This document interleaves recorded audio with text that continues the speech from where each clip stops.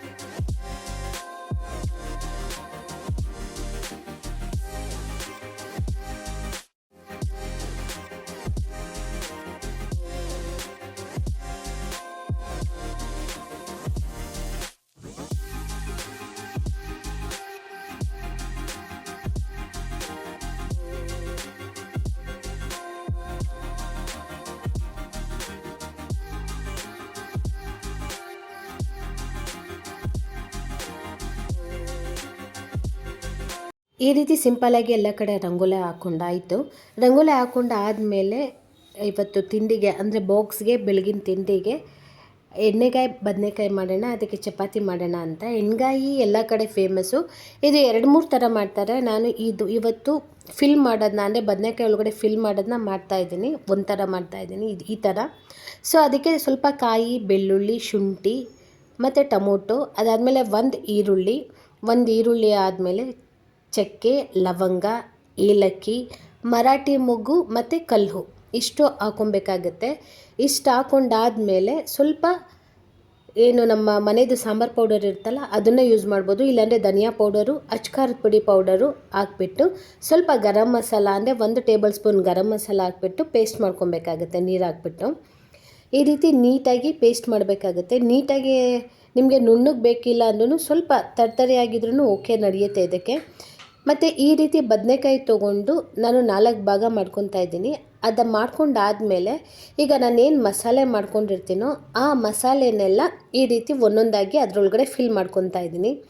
So ಈಸಿಯಾಗಿರುತ್ತೆ, ಟೇಸ್ಟಿಯಾಗಿರುತ್ತೆ. ಎಣ್ಗಾಯಿ ಎಲ್ಲರಿಗೂ ಆಲ್ಮೋಸ್ಟ್ ಆಲ್ ಗೊತ್ತು, ಬಟ್ ವಿಧಾನಗಳು ಬೇರೆ ಇರುತ್ತೆ, ಟೇಸ್ಟ್ ಬೇರೆ ಥರ ಬರುತ್ತೆ. ಅದಕ್ಕೋಸ್ಕರ ನೋಡಿ ಈ ರೀತಿ ತುಂಬಿಕೊಂಡು ಎಲ್ಲ ಪಕ್ಕಕ್ಕೆ ಇಟ್ಕೊಬೇಕು. ಅದಾದಮೇಲೆ ಬಾಣಲೆಗೆ ಸ್ವಲ್ಪ ಎಣ್ಣೆ ಹಾಕಬೇಕು. ಎಣ್ಣೆ ಅದು ಕಾಯಬೇಕು. ನಾನು ಇಲ್ಲಿ ಕೊಬ್ಬರಿ ಎಣ್ಣೆನೇ ತೊಗೊಂಡಿದ್ದೀನಿ, ಬೇರೆ ಎಣ್ಣೆ ತೊಗೊಂಡಿಲ್ಲ. ಎಣ್ಣೆ ಹಾಕೊಂಡಾದ್ಮೇಲೆ ಸ್ವಲ್ಪ ಸಾಸಿವೆ, ಸ್ವಲ್ಪ ಜೀರಿಗೆ, ಅದು ಸಾಸಿವೆ ಚಟಪಟ ಅಂದಮೇಲೆ ಸ್ವಲ್ಪ ಕರಿಬೇವು ಹಾಕ್ಕೊತಾ ಇದ್ದೀನಿ. ಕರಿಬೇವು ಹಾಕ್ಕೊಂಡಾದ್ಮೇಲೆ ಇಲ್ಲಿ ನಾನು 2-3 ಈರುಳ್ಳಿ ತೊಗೊಂಡಿದ್ದೀನಿ. ಅದು ಚೆನ್ನಾಗಿ ಫ್ರೈ ಆಗಬೇಕು. ಇಲ್ಲಿ ಎಣ್ಗಾಯಿಗೆ ಅಂದಮೇಲೆ ಈರುಳ್ಳಿ ಚೆನ್ನಾಗಿ ಫ್ರೈ ಆಗಬೇಕು. ಚೆನ್ನಾಗಿ ಫ್ರೈ ಆದರೆ ತುಂಬ ಟೇಸ್ಟಿಯಾಗಿ ಬರುತ್ತೆ. ಸ್ವಲ್ಪ ಅರಿಶಿನ ಹಾಕ್ಕೊಂಡಿದ್ದೀನಿ.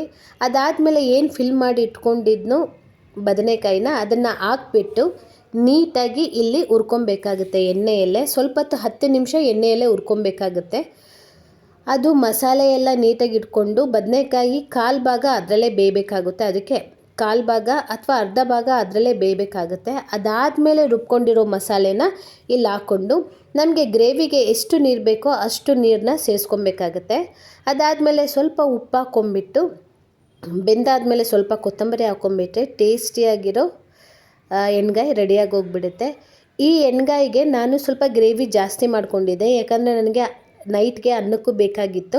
ಸೊ ಅದಕ್ಕೋಸ್ಕರ ನಾನು ಗ್ರೇವಿ ಸ್ವಲ್ಪ ಜಾಸ್ತಿ ಮಾಡ್ಕೊಂಡಿದ್ದೆ. ಈ ಥರ ಮಾಡ್ಕೊಂಡಾಗ ನನಗೆ ಗ್ರೇವಿ ತುಂಬ ಇಷ್ಟ ಆಗುತ್ತೆ, ಅದಕ್ಕೋಸ್ಕರ. ಅದಾದಮೇಲೆ ನನ್ನ ಮಗನ ಬಾಕ್ಸ್ಗೆ ಚಪಾತಿ ಮತ್ತು ಗ್ರೇವಿ ಮತ್ತು ಸೌತೆಕಾಯಿನ ಬಾಕ್ಸ್ನ ರೆಡಿ ಮಾಡಿ ಕಳಿಸ್ತಾ ಇದ್ದೀನಿ. ಯಾಕಂದರೆ ಅವ್ನ ಬಾಕ್ಸ್ ರೆಡಿ ಮಾಡೋದೇ ಒಂದು ದೊಡ್ಡ ಕೆಲಸ.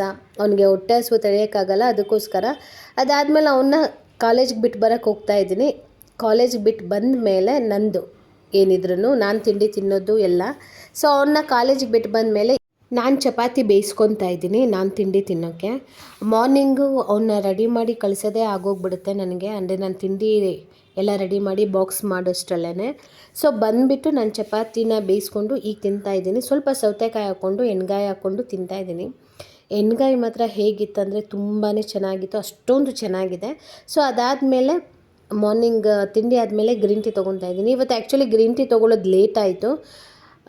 ಸ್ವಲ್ಪ ಮಧ್ಯಾಹ್ನನೇ ಆಗೋಗಿತ್ತು ಗ್ರೀನ್ ಟೀ ಕುಡಿಯೋಷ್ಟರಲ್ಲಿ. ಗ್ರೀನ್ ಟೀ ಎಲ್ಲ ತೊಗೊಂಡು ಮಲಗಿಬಿಟ್ಟಿದ್ದೆ ಸ್ವಲ್ಪ ಹೊತ್ತು, ಯಾಕಂದರೆ ವೆದರು ಆ ರೀತಿ ಇತ್ತು. ಸ್ವಲ್ಪ ಹೊತ್ತು ನಿದ್ದೆ ಮಾಡಿದ್ಮೇಲೆ ಈವ್ನಿಂಗ್ ನನ್ನ ಮಗ ಎಲ್ಲ ಬಂದಾದಮೇಲೆ ಅವನಿಗೆ ಆಯಿಲ್ ಅಪ್ಲೈ ಮಾಡೋದಿತ್ತು, ನಾನು ಕೂಡ ಅಪ್ಲೈ ಮಾಡ್ಕೋಬೇಕಿತ್ತು.